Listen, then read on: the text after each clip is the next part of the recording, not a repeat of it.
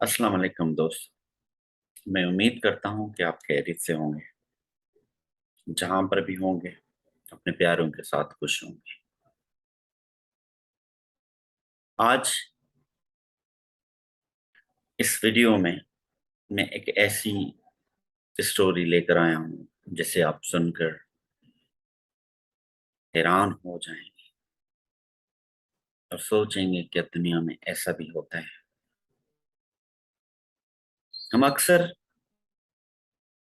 उस अपनी प्लानिंग्स, बड़े बड़े ख्वाब, बड़ी बड़ी चीजें सोचने सोच लेते हैं और इस दावा के साथ हम सोच लेते हैं कि ये यकीनन हो जाएंगी। बट किस क्या पता कि वो चीजें होनी भी हैं या नहीं होनी। इससे कोई फर्क नहीं पड़ता कि आप क्या चाहते हैं। हाँ, बट अल्लाह क्या चाहते हैं उससे फर्क पड़ता है। हमारे बड़े ख्वाब, बड़ी सोच, हम ये कर लेंगे, हमने वो करना है, बट होना वही है जो अल्लाह चाहे। इसीलिए जो भी काम करें, जो भी सोचें, तवक्कुल अल्लाह पे रखें। कुछ भी हो सकता है। At the moment, last moment पे कुछ भी हो सकता है। वो जो कुदरत है ना, वो सारी अथॉरिटी उसके पास है। ऐसे ही कुछ एक हैरान कुन्ना कहानी मैं लेकर आया हूँ। आप मेरे बैकग्राउंड में देखेंगे कि सच्ची मोहब्बत की कहानी। किसी के वहमो गुमान में भी नहीं होता कि ये चीजें ऐसे भी होती हैं। ये कहानी है एक गरीब, अनटचेबल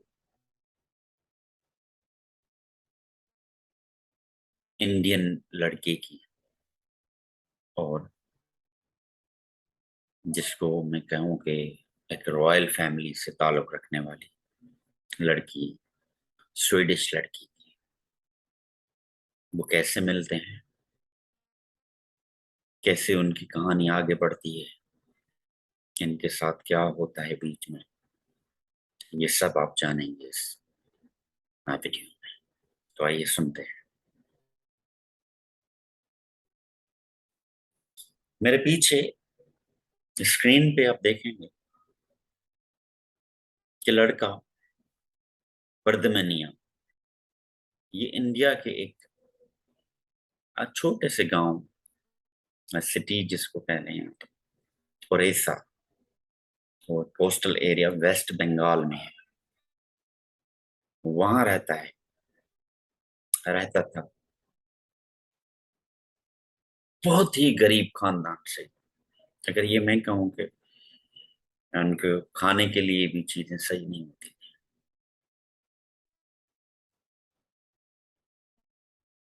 लड़की रॉयल फैमिली से, अच्छे खानदान से, जिनका शहनशाह ना अंदाज,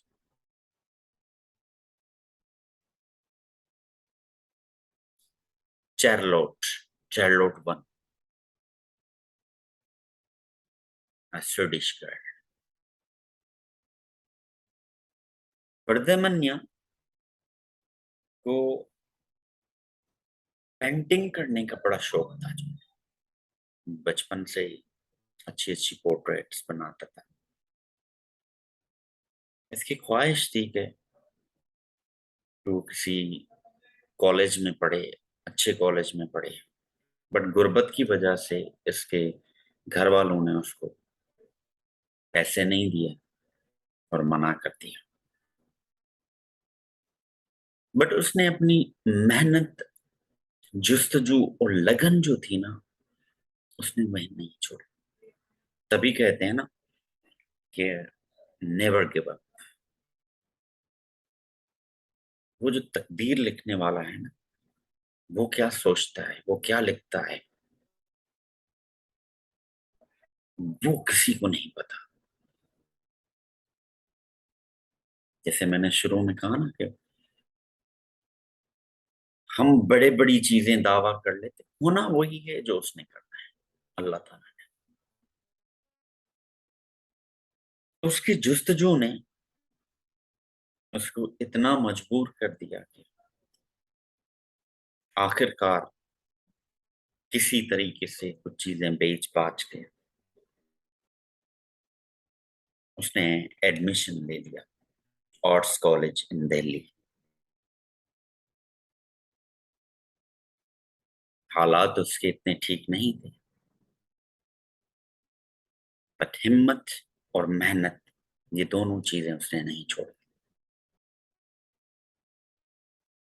वहां कॉलेज में 4 साल के कोर्स के मुतालिक वो शुरू के 1 साल में ही उसने इतनी मकबूलियत पा ली अपनी पोर्ट्रेट से कि ये सिर्फ इंडिया में नहीं बल्कि दूर दूर तक जो ना ये वो पहचाना जाने लगा।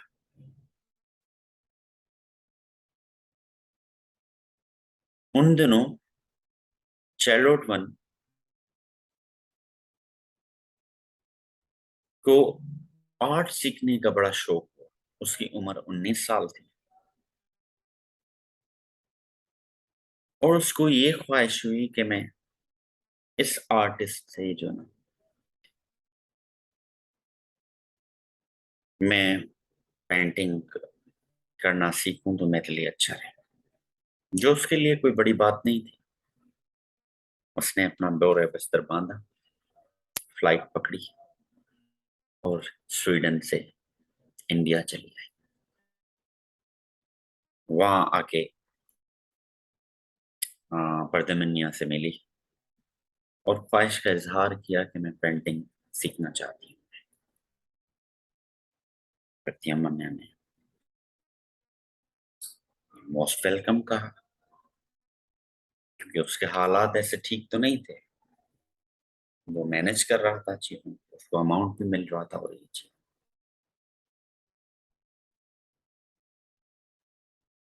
बट जो कहानी लिखने वाला था ऊपर वाला, वो कुछ और ही कहानी लिख रहा था। चार्लोट का स्वीडन से आना ये पेंटिंग की कहानी नहीं थी, ये उसकी मोहब्बत की कहानी थी। चार्लोट उसकी सादगी से, पर्दमनिया की सादगी से इतना इंस्पायर हुई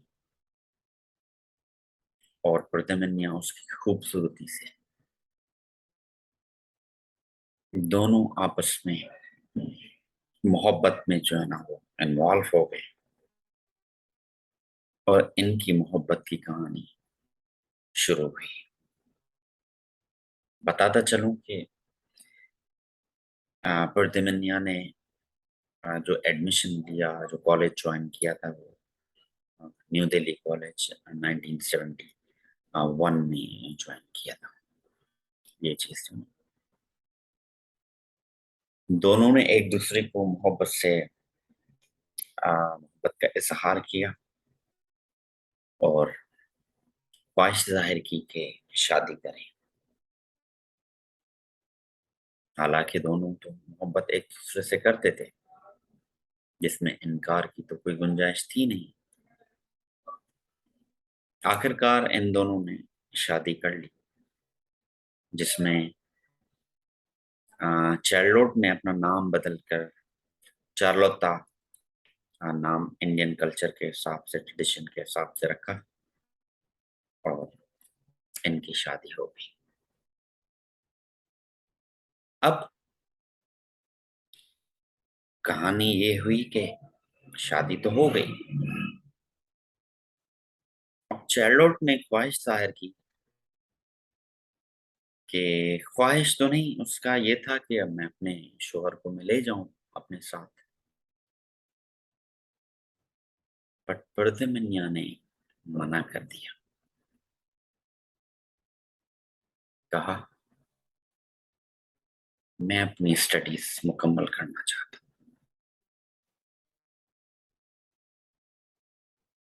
उसने बोला ठीक है, अपनी करो स्टडी, और जब कंप्लीट हो जाए तो मैं तुम्हें टिकट और पैसे और जो भी चीजें ट्रैवल के लिए है वो मैं तुम्हें भेज दूंगा। ये बात, पर्दे मियां तो खुददार था, गरीब था, बट ये चीज वो मुनासिब नहीं समझता था कि मैं अपनी बीवी से या पैसों की, तो शायद लोग ये कहेंगे कि जो ना पैसों की वजह से शादी की। तो उसने उससे वो उस ऑफर को मना किया और ये वादा किया कि मैं स्टडी कंप्लीट करते हुए आऊंगा, जरूर आऊंगा, और जाना भी चाहिए। बट ये सिर्फ पर्दे मनिया ही जानता था कि कैसे, उसके हालात तो ऐसे नहीं थे कि वो प्लेन में ट्रेवल कर सके। जो साइकिल पे चलने वाला बंदा एक टूटी फूटी, बट उसके लिए ये एक इम्पॉसिबल चीज थी। बट ये बात चाइल्ड को उसने कह दी कि मैं जरूर आऊंगा। जब स्टडी कंप्लीट हुई, इस दौरान इनकी जो बातचीत चल रही थी वो खतों पे किताबत के जरिए खत लिखते थे एक दूसरे को। अब जब पर्दे मनिया का जाने का इरादा हुआ तो उसने अपना सब कुछ बेच दिया। अपना घर, जो साइकिल थी उसकी, वो एक टूटी फूटी साइकिल दूसरी ले ली, जो भी घर में सामान था, जमीन का टुकड़ा, वटेवर जो भी थे उसके हर चीज बेच के इसने तय कर लिया कि अब मैं जाऊंगा। खाने पीने का सामान, सब चीजें। दोस्तों, ये सफर पर्दे मनिया ने इंडिया से स्वीडन के लिए एक टूटी फूटी साइकिल पे जाने का इरादा कर लिया, और बोरिया बिस्तर बांधा और चल पड़ा। रास्तों में भूख, तकलीफें, खाना बचा बचा कर खाना, खाना सही तरीके से ना खाना, क्योंकि उसके पास इतने पैसे नहीं थे, बट उसके इरादे बहुत मजबूत थे। आखिरकार 4 महीने 19 दिन का सफर तय करने के बाद प्रदमन्या बॉर्डर पे पहुंचे, स्वीडन के एक शहर गुटनबर्ग, जो कोस्टल एरिया है। वहां पर जब इमिग्रेशन से बात हुई तो वो हैरान हो गए और उनसे कहा कि मैं चार्लोट वन का हस्बैंड हूँ, अपनी तस्वीरें और ये सारी चीजें दिखाएं। फिलहाल तो इमिग्रेशन वाले शॉक में रहे कि ये कैसे हो सकता है कि एक रॉयल रॉयल फैमिली की लड़की एक इंडियन से। बट उनके पास और कोई ऑप्शन नहीं था।